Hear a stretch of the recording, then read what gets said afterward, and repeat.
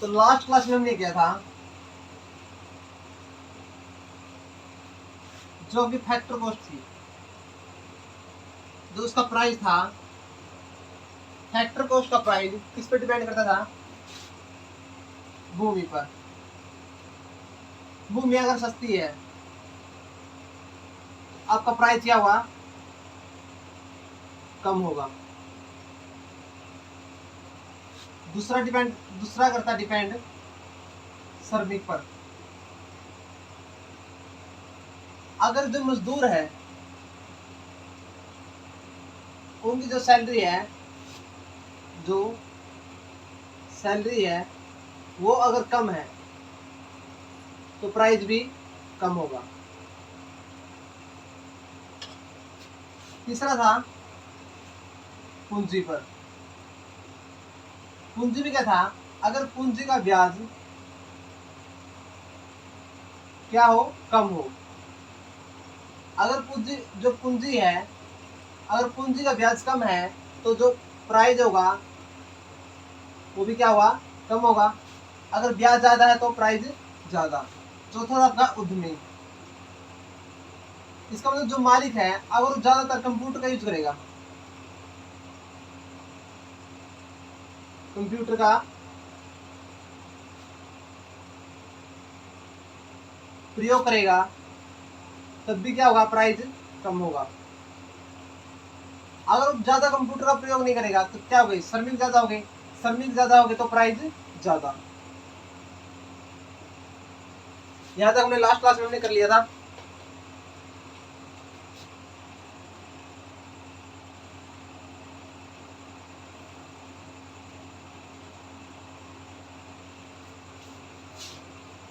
आगे हम करते हैं जो वो मार्केट प्राइस है, जो वो प्रोडक्ट है उसका जो मार्केट प्राइस है वो डिपेंड किस पे करता है? वो बराबर होता है जो प्रोडक्ट है अपना, प्रोडक्ट का फैक्टर कॉस्ट प्लस में टैक्स क्या होता है? इसमें ऐड होता है। और टैक्स क्या करता है? किसी भी कोई भी वस्तु है उसको महंगा करता है। और जो सब्सिडी है उसको क्या करते हैं हम? माइनस। और सब्सिडी क्या करते हैं? कोई भी आपका प्रोडक्ट है उसको क्या करते हैं? सस्ती करते हैं। जैसे पहले क्या था? सिलेंडर था। सिलेंडर महंगा था। मान लो अगर ये आया 700 रुपये का तो सरकार क्या देती? इस पे 150 रुपये की सब्सिडी। तो जो हमारे घरों में सिलेंडर आता था वो आता था 450 रुपये का। इसका जो फैक्टर कॉस्ट है वो 700 रुपये थी, लेकिन सरकार ने जो जरूरतमंद चीजें हैं उन पे क्या कर देती है? सब्सिडी देती है। और जिस कारण क्या करते हैं वो थोड़ी हमें उसका में छूट मिल जाती है, उसको बोलते हैं सब्सिडी। जैसे दवाई है, दवाई की जो फैक्टर कॉस्ट है ज्यादा है, लेकिन दवाई क्या है? हमारे लिए जरूरतमंद है, सभी को जरूरत है इसकी। तो सरकार क्या करती है? इसके ऊपर सब्सिडी दे देती है, जिसके कारण हमें जो दवाई क्या मिलती है? थोड़ी सस्ती मिलती है।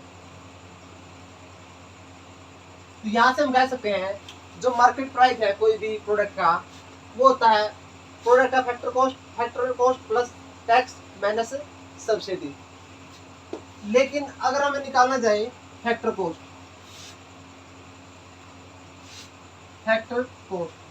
वो भी आपका प्रोडक्ट है उसकी अगर हमें निकालनी है फैक्टर कॉस्ट तो क्या जाएगी? वो कोई प्रोडक्ट का मार्केट प्राइस टैक्स इस साइड जाएगा माइनस हो जाएगा, क्यों? टैक्स ज़्यादा लगा था और सब्सिडी की हमें छूट मिली थी तो सब्सिडीज में प्लस करेंगे। और जो आपकी जीडीपी है वो जीडीपी डिपेंड करती है आपकी फैक्टर कॉस्ट पे। और जीडीपी हमेशा निकालते हैं किसके ऊपर है? जीडीपी निकालते हैं फैक्टर कॉस्ट के ऊपर। अब इसमें जो जीडीपी है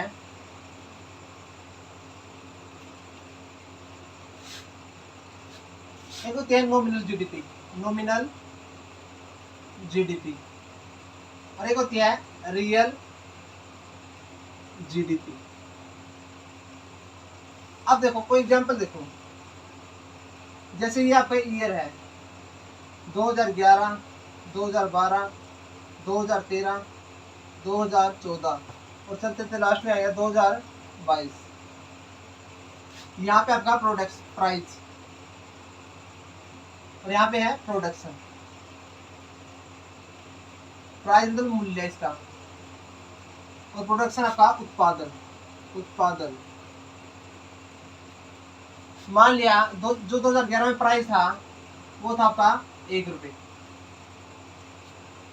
या मान लो 10 रुपये था, और प्रोडक्शन था हमारा 20 का। 2012 में जो प्राइस हो गया 11 रुपये और प्रोडक्शन हुआ 19। 2013 में प्राइस हो गया 12 और प्रोडक्शन हुए 18। 2014 में प्राइस 13 हो गया और प्रोडक्शन हुआ 17 का। सेम ऐसे चल के लास्ट में 2020 में मान लिया हमने जो प्राइस है वो आपका 7 का और प्रोडक्शन हुआ 10 का। तो जब हम नॉमिनल जीडीपी निकालते हैं तो निकालते हैं प्राइस गुणा में प्रोडक्शन। जिस साल प्रोडक्शन हुआ है उसी साल का प्राइस। तो 2011 में प्राइस क्या था 10, प्रोडक्शन कितने हुआ 20, ये क्या था 200। 2012 में प्राइस कितना था 11, प्रोडक्शन हुआ 19 का, ये क्या आपका 11 99 9, 11 एकम 11 और 9 20।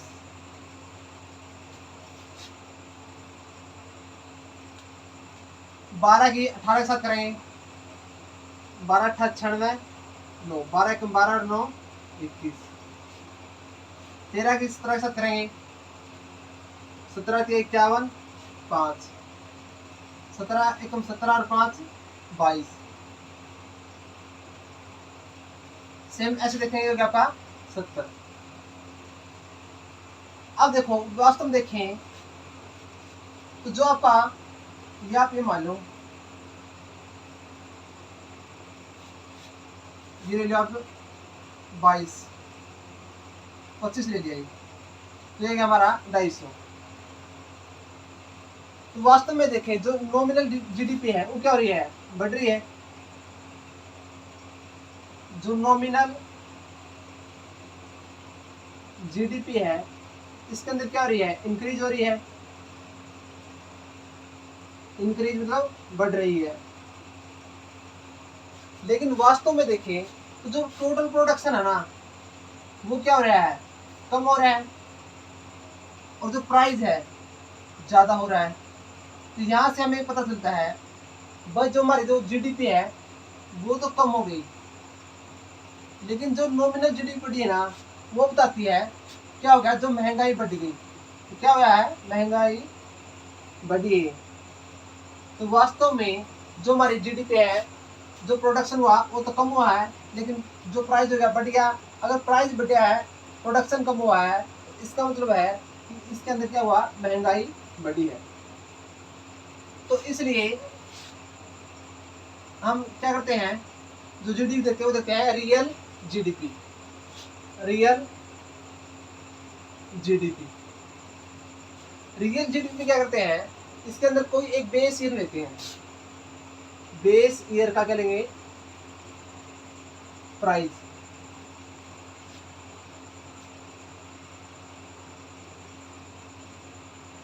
साधारण वर्ष का आधार वर्ष का आधार वर्ष का क्या लेंगे एक प्राइस। और जो प्रोडक्शन है प्रोडक्शन कैसा लेंगे चालू वर्ष का चालू वर्ष, और जो वर्ष चल रहा है उसी का प्रोडक्शन मतलब उत्पादन। अब इसके अंदर बेस ईयर क्या करते हैं हम कुछ भी ले सकते हैं। जैसे ले ली बेस ईयर लिया हमने 2011 का वो हो गया 10, तो बेस ईयर कितना हो गया 10, ये हमने प्राइस फिक्स कर दिया। अब निकालने क्या है रियल जीडीपी। तो रियल जीडीपी आएगी प्राइस इनटू में प्रोडक्शन, और प्रोडक्शन कौन सा लेना है चालू वर्ष का। 10 गुणा में 20 तो ये आपका 200। 10 गुणा में 19 ये हो गया आपका 10 गुणा में 19 तो यह 190। 10 गुणा में 18 तो ये हो गया आपका 180। आगे 10 गुणा में 17 ये हो गया आपका 170 और लास्ट में है 10 गुणा में 10 ये आ गया आपका 100। अब देखें जो वास्तव में रियल जीडीपी है वो क्या हो रही है? डिक्रीज। क्या हो रही है? डिक्रीज हो रही है। डिक्रीज मतलब घट रही है।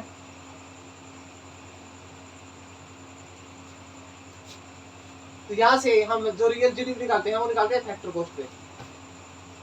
यहां तक समझ में आया होगा। आगे हम करते हैं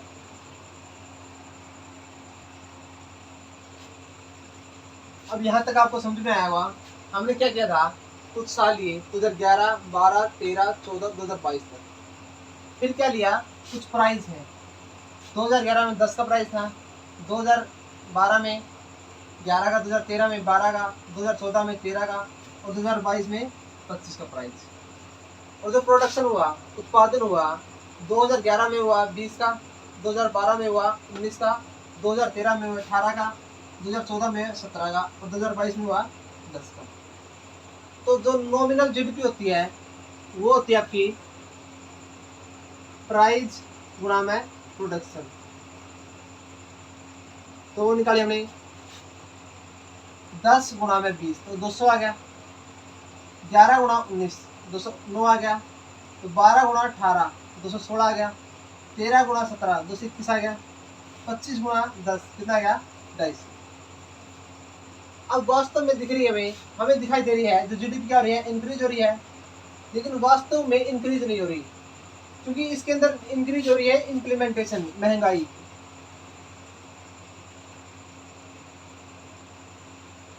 क्योंकि देखो प्राइस बढ़ा है इसमें, सिर्फ प्रोडक्शन क्या हुआ है? कम हुआ है। लेकिन क्या होना चाहिए? प्रोडक्शन ज्यादा होना चाहिए और प्राइस सेम। तो इसलिए हम क्या करते हैं? रियल जीडीपी निकालते हैं। रियल जीडीपी कैसे निकालते हैं? पहले एक बेस ईयर लेंगे। बेस ईयर का प्राइस क्या करेंगे? फिक्स करेंगे। मान लिया 2011 का प्राइस ले लिया हमने, फिक्स कर दिया। प्रोडक्शन चालू वर्ष का, चालू वर्ष मतलब जो वर्ष है। तो अब निकालेंगे 2011 में तो मूल्य कितना? 10 का हो गया। तो 10 गुणा में 20, 10 गुणा में 20 कितना हो गया आपका? 200। 10 गुणा में 19 190।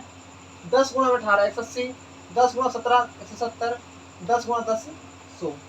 तो जो रियल जीडीपी है वो क्या हो रही है? कम हो रही है। लेकिन नॉमिनल जीडीपी क्या थी? बढ़ रही थी। तो यहाँ से हम कह सकते हैं अगर नॉमिनल जीडीपी बढ़ती है तो यहाँ से क्या होता है? महंगाई बढ़ती है। अब एक चीज होती है जीडीपी रिफ्लेक्टर।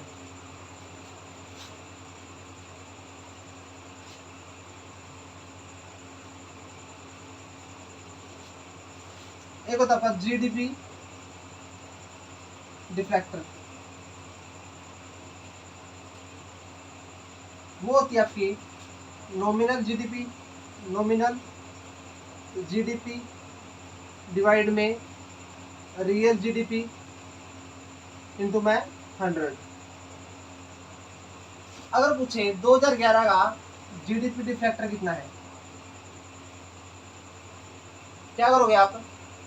2011 का देखो नॉमिनल जीडीपी कितनी है? 200 है और रियल जीडीपी 200 है तो गुणा में 100 तो आ गया आपका 100%। अगर पूछे 2013 की जीडीपी डिफेक्टर कितना आएगा तो नॉमिनल जीडीपी कितनी है 2013 की? वो आपकी 216 बटे में। रियल जीडीपी कितनी है? 180 गुणा में 100। 0 से 0 कैंसिल होगी। 2 में 18, 2 पंजा 10। अब ये 3 9, 3 7 21, 3 दूनी 6। अब ये 3 दूनी 6, 1 3 चौके 12 तो आएगा 24 पंजा 24 गुणा में 5 तो आएगा आपका 120%। यहाँ से आप निकाल सकते हो जीडीपी डिफेक्टर निकाल सकते हो।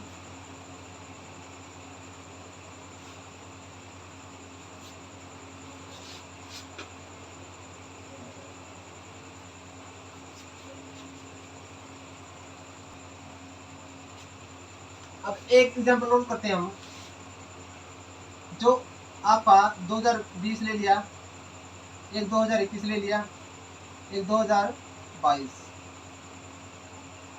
अब 2021 में जो प्राइस है, जो मूल्य है वो हम ले लिया 50 का, या 150,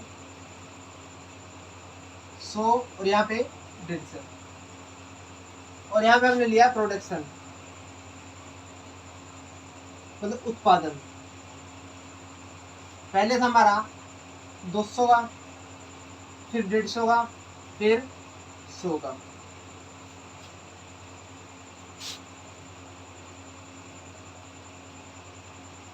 तुम क्या निकालेंगे?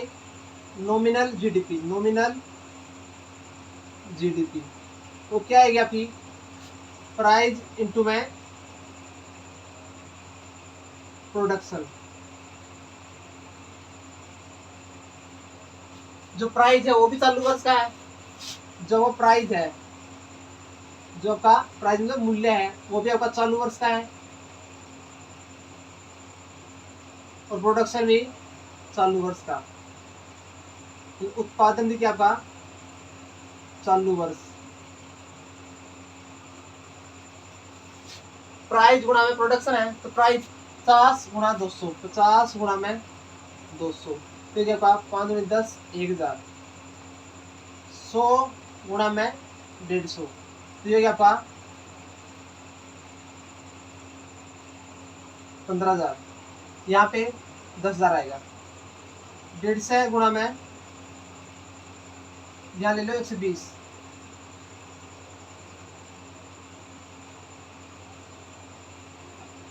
तो ये आपका 2 0 से 15 दूनी 30, 3 15 एकम 15 3 18, क्या है आपका 18,000। तो ये आपका है नॉमिनल जीडीपी। अब यहाँ से देखें, जो आपका नॉमिनल जीडीपी है, नॉमिनल जीडीपी तो क्या हो रही है? इंक्रीज हो रही है, बल्कि वो आपकी बढ़ रही है। लेकिन वास्तव में देखें, प्रोडक्शन क्या हुआ? कम हुआ है। बढ़ा क्या है? महंगाई। अगर आपकी नॉमिनल जीडीपी बढ़ती है तो इसका मतलब क्या है? आपकी महंगाई बढ़ रही है। अब हम निकालेंगे रियल जीडीपी। रियल जीडीपी कैसे निकालेंगे? जो प्राइस लेंगे, किससे लेंगे? बेस ईयर का। बेस ईयर, कोई भी आपका बेस ईयर लेंगे, जैसे हम ले लिया 2020 का। 2020 में प्राइस बता 50, तो प्राइस आएगा आपका 50, और जो आपका उत्पादन है, प्रोडक्शन है, वो लेना है चालू वर्ष का। तो यहाँ पे आएगा प्राइस गुणा में प्रोडक्शन। तो प्राइस हमें 50 रहेगा, और प्रोडक्शन कितना है? उत्पादन 200 का, ये आ गया आपका 10,000। 2021 में प्रोडक्शन कितना है? 150, तो 50 गुणा में 150, 15 50 75 20। 2022 में कितना है? 120, तो 50 गुणा में 120। जो रियल जीडीपी है उसमें प्राइस क्या करते हैं? हम फिक्स कर लेते हैं, कोई भी एक बेस ईयर लेके। तो 15 12 50 60, तो ये आपका 6,000। अब इसके अंदर देखेंगे, जो रियल जीडीपी है वो क्या हो रही है? आपकी डिक्रीज। अगर अब निकालना हो जीडीपी डिफ्लेक्टर, जीडीपी डिफ्लेक्टर, तो कैसे निकालेंगे? नॉमिनल जीडीपी डिवाइड में रियल जीडीपी इंटू में 100। अगर 2021 के निकालने हो तो 2021 में जो नॉमिनल जीडीपी है वो है 15,000, और रियल जीडीपी है वो आपकी 7300, तो गुणा में 100, 0 से 0, 15 50 73, तो 5 नहीं 10, क्या आएगा आपका 200। यहाँ तक आपको समझ में आएगा। बाकी हम करेंगे कल P P P, purchasing purchasing power parity.